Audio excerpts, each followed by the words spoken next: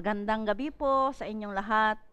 Isa na naman pong pagkakataon na mangusap sa inyo mula sa salita ng Panginoon na kung saan alam kong ito po ang kailangan natin sa ating panahon, ang kumapit sa kanyang mga pangako.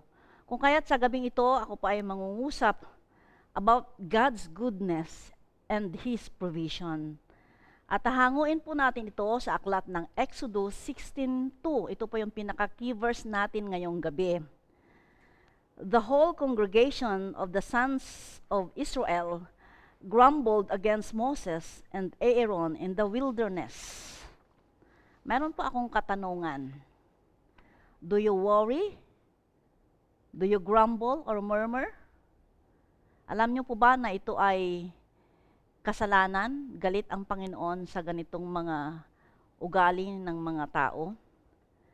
Alam niyo po ba na ang pagkalimot kung sino talaga ang Diyos at paglimot sa kamanghamanghang ginawa ng Diyos sa buhay mo, ay dito nag-uugat ang pagiging warrior at murmurer.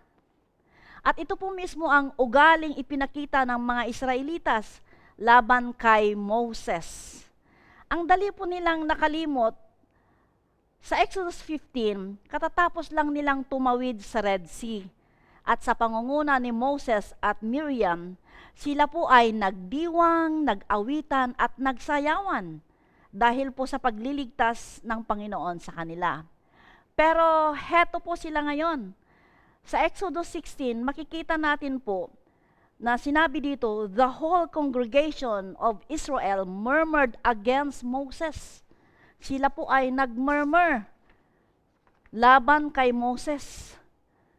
Para bang when good things happen, napakadali pong magpuri, mag-awit para sa Panginoon.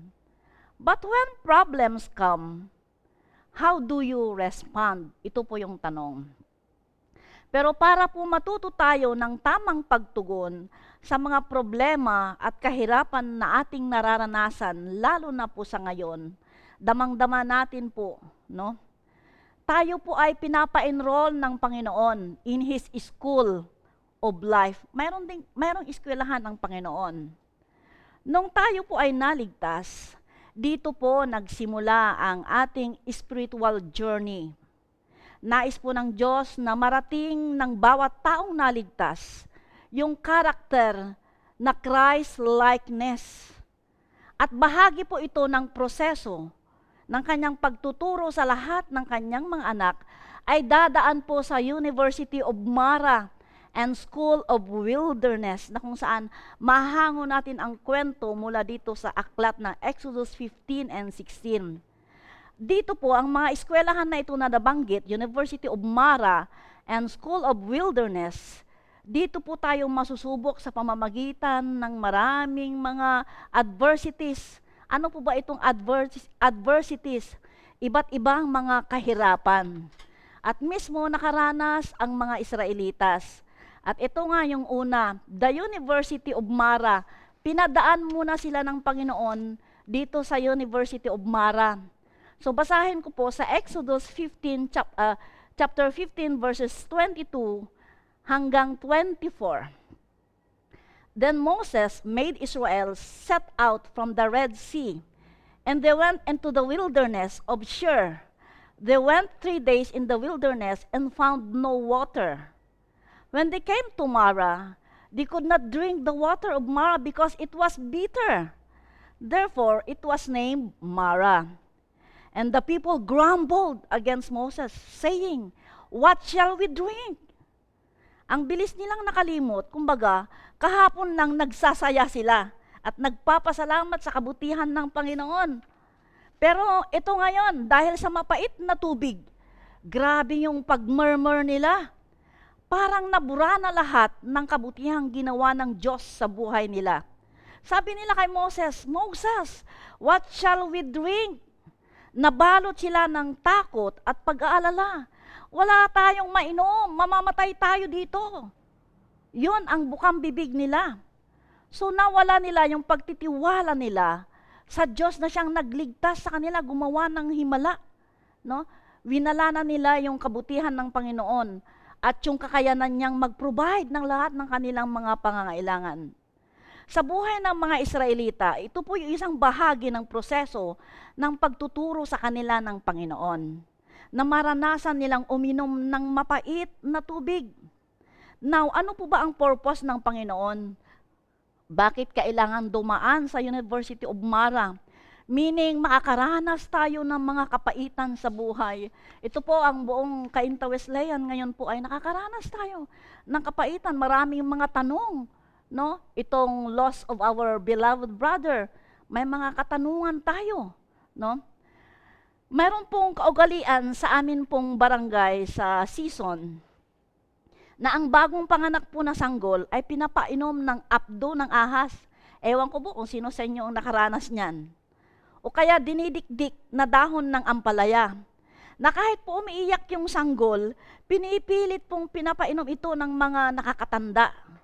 Kasi according to them, ito raw po ay para maprotektahan ang isang sanggol mula sa sakit at lalaki itong malusog. So yun pala yung layunin kung bakit pinapainom nila ng apdo ng ahas. Now, the purpose of the University of Mara, ito po ay upang subukin tayo para marating natin yung buhay na ganap according to James 1:3-4. Ito po ang sinasabi, "For you know that the testing of your faith produces steadfastness. And let steadfastness have its full effect, that you may be perfect and complete." Ito po yung nais ng Panginoon, maging perfect and complete. Sa Tagalog po ay maging ganap ang ating buhay sa harapan ng Panginoon, maging kaaya-aya. At sabi niya dito, lacking in nothing, hindi tayo magkukulang. In times of testing, remember that God does not withhold any good thing to those who walk according to His path, according to Psalm 84:11. No, hindi niya ipagkakait ang mga mabubuting bagay kung tayo ay lumalakad ayon sa kaparaanan ng Panginoon. Kahit na may mga dumating na kapaitan ng buhay, kung nananatili ka sa ways ng Panginoon, kailanman di tayo papabayaan ng Panginoon. Sa Exodus 15:25-27, sa kabila ng kanilang mga murmurings, na natiling mabuti ang Panginoon sa kanila. Ito po, nag-provide siya ng matamis na tubig. Pero ito po, sinabi sa kanila ng Panginoon, kung sila ay susunod ng buong pagsisikap sa kanyang mga palutuntunan, hindi sila makakaranas ng mga karamdaman. In the University of Mara, kung saan mapait na karanasan, mga bagay na hindi favorable sa atin, hindi po lingid sa atin, inuulit ko po, sa kasalukuyan, nakakaranas tayo ng kapaitan.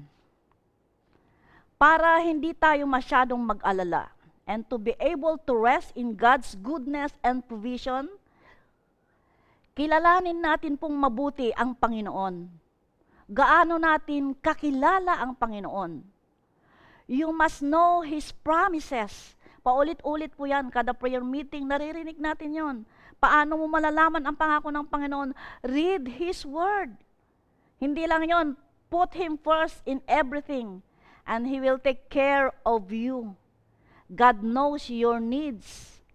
He will provide for all of them according to Philippians 4:19. Paano na? Ano nang mangyayari sa atin? Wala tayong makakain. Paubos na yung ating mga inipon. Yung laman ng ating bangko, wala na po, mauubos na. Pero again, balikan natin yung salita ng Panginoon. No? Yun po yung una na nais ituro ng Panginoon. Mula sa mga Israelites hanggang sa atin na spiritual Israelites, no? Ang layunin ng Panginoon kung bakit niya tayo padadaanin in the University of Mara, para matutunan nating unahin siya, magtiwala sa kanyang kabutihan at ang kanyang provision. Pangalawa po, the school of wilderness. Ang mga Israelitas ay pinadaan doon sa wilderness. 45 days after crossing of the Red Sea, the Israelites were in the wilderness. Ano pa tong wilderness? Ilang sa Tagalog, no? But again, dito sa Exodus 16 verses 2 and 3, Israelites grumbled again this time. Saan naman, anong bagay naman? Kung kanina ay water, no? Dahil mapait yung tubig. Ngayon naman ay pagkain. Again, they forgot God's goodness. Nalimutan na naman nila. No? Kabibigay lang ng Panginoon sa kanila mula ng mapait na tubig, ginawa niyang matamis, kaya nakainom sila, na-refresh sila. Ngayon, ito na naman. No? Nagko-complain na naman sila tungkol sa pagkain. Basahin ko po sa Tagalog sa Exodus 16:2 and 3. Ito yung Tagalog ng murmuring o grumbling. At inupasala. Grabe ang lalim na Tagalog itong inupasala. No? At inupasala ng buong kapisanan ang mga anak ni Israel, si Moses at si Aaron sa ilang. At sinabi sa kanila ng mga anak ni Israel, namatay na sana kami sa pamamagitan ng kamay ng Panginoon sa lupain ng Ehipto, nang kami ay nauupo sa tabi ng mga palyok ng karne, nang kami ay kumakain ng tinapay hanggang sa mabusog, sapagkat kami ay yung dinala sa ilang na ito upang patayin ng gutom ang buong kapisanang ito. Maaring may pagkain naman sila, kaya lang hindi sila kontento. Bakit? Kasi nakatuon ang kanilang puso at isip sa mga bagay na wala sa kanila. Hinahanap nila yung masasarap nilang pagkain nung nasa Egypt pa sila. Grabe, no? We are often forgetful and ungrateful. Nangyayari po ito. And we love to complain, gaya ng mga Israelitas. Tignan natin. It took God one night to get the Israelites out of Egypt. Isang gabi, sabi ng Biblia. But it took him 40 years to get Egypt out from the Israelites. Anong ibig sabihin nito? When it took him 40 years to get Egypt from the Israelites. Meaning, it took 40 years to teach them learn to trust God. Para turuan sila na magtiwala sa Panginoon at hindi magtiwala sa mga material na bagay na kung saan tinamasa nila nung nasa Ehipto sila. 40 years na tinuruan ng Panginoon hanggang sa makalimutan nila yon at ituon nila ang kanilang pagtitiwala sa Diyos. Tingnan natin itong pag-uugali ng mga Israelitas na kung saan nakikita din natin ito sa pamilya ng mga anak ng Diyos sa ngayon. Alam niyo po ba na ang grumbling is contagious, nakakahawa. At kadalasan pa, ang mga taong nag-grumble, hindi sila nag-grumble alone. Kailangan pa nilang itong ipagsabi sa iba, nagre-recruit sila ng iba para samahan sila, magkaroon sila ng kakampi na mag-grumble sa Panginoon. Totoo ba ito? Now, mayroong gamot sa grumbling. The antidote to grumbling is being grateful. Ugaliin natin yung maging mapagpasalamat kung anong mayroon tayo. Then we will focus on the goodness of God in what He has given you. Kung ano yung mayroon ka na ibinibigay niya ngayon, pasalamatan mo sa Panginoon. If you focus on what you do not have, yung itinutuon natin yung mga bagay na wala sa atin, talaga nga namang mag-grumble tayo. No?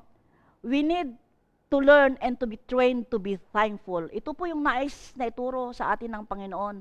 Pag dinala niya tayo sa wilderness, magkaroon tayo ng emptiness, minsan magkaroon tayo ng kakulangan sa buhay, dito ay tinuturuan tayo ng Panginoon para lubusang magtiwala, matutong magpasalamat kung ano yung mayroon tayo. Pero tignan natin, despite for their ungratefulness, nag-provide ang Panginoon ng bread. Ito yung tinatawag na mana, bread from heaven. Nanatili yung goodness ni Lord sa kanila. For 40 years, God provided the Israelites meat in the evening and bread in the morning. Grabe no, yung kabutihan ng Panginoon. At sa pagbuhos po ng pagkain na mula sa langit, na dumating sa buhay ng mga Israelitas, mayroon po itong kaakibat na tungkulin pagsunod sa mga instruction ng Panginoon sa pamamagitan ni Moses. Tingnan natin sa Exodus 16:20-26. Moses instructed them not to store anything overnight. Huwag silang magtitira. They will just gather certain quota every day. Meron lang certain quantity ang pwede nilang pulutin, yung kaya lang nilang ubusin at kainin. At hindi lang yon, sa pang-anim na araw, mamumulot sila ng pagkain pang 2 araw. Isasama na nila, pulutin yung sa pang-anim na araw, yung pagkain nila kinabukasan, yung pang 7th day. Dahil sa pang 7 araw, ang instruction ng Panginoon sa kanila through Moses, ito ay araw ng pamamahinga. Pero tignan natin yung stubbornness ng mga anak ng mga Israelitas. May iba pa rin na sumuway, nagtira para sa kinabukasan, at pagdating pa ng pang-7 araw, mayroon pa rin lumabas sa kanila. Pero mayroon ba silang nakuha? Sabi po ng Biblia, walang bumuhos na pagkain sa pang-7 araw. Dahil nga instruction ng Panginoon, sa 6th day, kumuha na sila ng pagkain nila para sa pang-7 araw. Dahil wala silang makukuha pagdating ng 7th day. Bakit kaya sila nagtira? Bakit sila nagreserba? Sa kabila ng napakalinaw naman po yung instruction sa kanila ng Panginoon through Moses. Hindi ho ba pinapakita lamang ito ng kakulangan ng pagtitiwala sa day-to-day na provision ng Panginoon? Kaya nga ang utos sa kanila ay araw-araw, huwag kayong magtitira ng reserba na overnight dahil kinabukasan tiyak na masisira. Ito ang instruction ng Panginoon, daily sila mamumulot ng pagkain. At ito rin po ang gustong ituro ng Panginoon sa atin na tinatawag na spiritual Israelites. Read His words daily. Kailangan natin basahin dahil sabi nga, kaya nga may aklat na daily bread. Ang salita ng Panginoon ay ito yung pagkain natin araw-araw. It is our spiritual food and we need to trust Him daily for all our needs. Kasi from day to day, iba't ibang sitwasyon, iba't iba po yung pangangailangan natin. Yung pangangailangan mo ngayon, kinabukasan iba na naman. Kaya you need to read His Word para mayroon kang lakas na harapin ang challenge from day to day. Now, ano ba yung principle? The key principle is to obey God and leave everything to Him. Sumunod at ipagkatiwala ang lahat ng bagay. Only obedient people who learn to trust in God day by day and moment by moment are able to rest. Anong ibig sabihin? Makapanangan sa Panginoon because they learn to live their future in God's hands. Matutunan nawa nating ipagkatiwala ang ating kinabukasan sa ating Panginoon. Sabi nga kung yung mga ibon nga sa parang ay nakakakain sila, inaalagaan sila ng Panginoon, ang mga halaman, no, tumutubo, namumulaklak, namumunga, lalo na kaya tayo na pwedeng magpuri sa Panginoon, mas aalagaan tayo ng Panginoon. So matutunan natin nawa to rest in the Lord, in the goodness and God's provision. Sometimes, you will never know who God is and what He can do until you go through adversities. Kailangan natin maranasan ang mga kahirapan. Kailangan natin maranasan ang iba't ibang uri ng pagsubok. Adversity, however, does not automatically result in spiritual maturity. It all depends on how you respond to it. No, magdedepende ito kung paano mo ito harapin, paano ka magresponde, harapin ang mga problema sa buhay. Pero ito po, a mature Christian is joyful and thankful in all circumstances. Parang ang hirap naman po, no? In all circumstances, rejoice in the Lord always. Pero ito, salita po ng Panginoon, utos po ng Panginoon, rejoice in the Lord always. So instead of grumbling, no, instead of complaining, instead of worrying, let us be grateful and be thankful. According to Philippians 2:14, ang mature na Kristiyano, sabi niya, he does not grumble, he does not complain or worry. Our response must be anchored on who God is and His promises. So no matter the circumstance, relax, meaning to say, be calm, be still, and know that He is God. Rejoice in the Lord always and give thanks to God. So mga kapatid, mahirap man pero sa biyaya ng Panginoon. At ito ang pinangako ng Panginoon. He will take care of us, hindi niya tayo papabayaan gaya ng ginawa niya sa mga Israelites despite na sila ay paulit-ulit na nagkakasala laban sa Panginoon, but God's goodness and God's provision remain. So, rest in God's goodness and provision. Salamat sa salita ng Panginoon na nagbibigay sa atin ng kaaliwan, ng inspirasyon para patuloy na kumapit sa kanyang mga pangako. Magandang gabi po at inihiling ko po na ang bawat isa po ay sumabay sa ating pananalangin. Ako po ay mangunguna. Panginoon, sa gabing to, lubos po kaming nagpapasalamat sa inyo. Salamat po, Panginoon, sa kabutihan mo. Salamat sa iyong provision. Kung ikaw ay naging tapat sa aming mga forefathers, Lord, you are a God who is the same yesterday, today, and forever. Kami po, Panginoon, ay nagpapasalamat sa gabing to sapagkat mayroon pong mga dalangin ng iyong mga anak, kaming iyong mga anak na iyong tinugon. Kami nagpapasalamat, Panginoon, sa mga kapatid namin na nagkasakit, pero heto sila ngayon, sila ay yung pinagaling. Panginoon, patuloy na iparanas mo sa kanila ang iyong kabutihan, ang iyong provision, Panginoon, ng strength para patuloy nilang magawa yung kanilang mga tungkulin, lalo na, Panginoon, yung mga paglilingkod para sa iyo. Sa oras na ito, patuloy din namin itinataas sa inyo ang mga kapatid namin na kasalukuyan nasa banig ng karamdaman. Alam mo, kilala mo kung sino sila at saang mga hospital sila naroroon. Yung iba po ay nasa tahanan. Lord, lalo na, Panginoon, dito sa CWC, you know them by name. Lord, kami po, Panginoon, ay sama-samang umaangkin sa iyong mga pangako. Nung sinabi mo, Lord, na you will heal us, you will restore our strength, you will deliver us from evil. In Jesus' name, O Lord, I declare, O God, healing toward these brethren, Panginoon. Lord, sa oras na ito, itinataas din namin ang mga kapatid namin na nagdadalamhati dahil sa pagpanaw ng aming kapatid na Carlo. Ang buong CWC po, Panginoon, ay nagdadalamhati. Yet we are thankful because we know that our brother is now in good hands. Nariyan na, kasama mo na, Panginoon. Kaya ito po yung nagbibigay sa amin ng inspirasyon, ng kaaliwan, Panginoon, upang sa ganon at least maibsan yung aming mga nararamdaman na kabigatan at kalungkutan.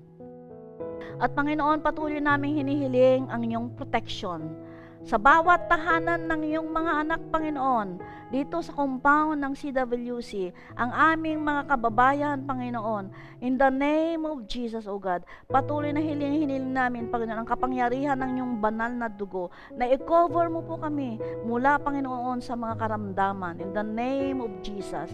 I-provide mo po ang pangangailangan ng bawat isa, material, financial, Panginoon, higit sa lahat, Panginoon, ang katatagang espiritual. Salamat, Panginoon, sapagkat nariyan ang iyong mga salita, aming napapakinggan, aming nababasa, na nagbibigay ito, Panginoon, ng kalakasan, ng inspirasyon para kami magpatuloy sa aming spiritual journey, O God. Lord, ang aming mga church ministries throughout the world, Panginoon, patuloy, Panginoon, na i-bless mo ito, Panginoon. Salamat sa pagbibigay mo, Panginoon, ng mga gadgets upang sa ganon, Panginoon, ay maihatid ang iyong mga salita. Kaya hinihiling namin na patuloy na maging maayos ang mga internet lines namin, Panginoon, para hindi ito maging hadlang sa paghatid ng iyong mga salita. Lord, abutin mo ngayon ang iyong mga anak, iba't iba pong mga sitwasyon, iba't ibang mga emosyon ang nararanasan. But Father God, Lord, lahat po kami, Panginoon, ay nagpapakumbaba, Panginoon, na inilalapit ang lahat na ito ng aming mga, ang lahat ng aming mga pasanin, ang lahat, Panginoon, ng aming mga nais idulog sa inyo, umaasa, Panginoon, na ito ay yung tutugunin. Maraming salamat sapagkat you are a listening God. Panginoon, tumutugon ka sa mga panalangin ng inyong mga anak. Kaya sa gabing ito, lahat ng papurit pasasalamat, ibinabalik namin sa inyo. Sa pangalan ni Jesus, ito pong samot dalangin namin. Amen. Magandang gabi po at patuloy po tayong mag-ingat, patuloy na ang pagyakap ng Panginoon ay sa atin.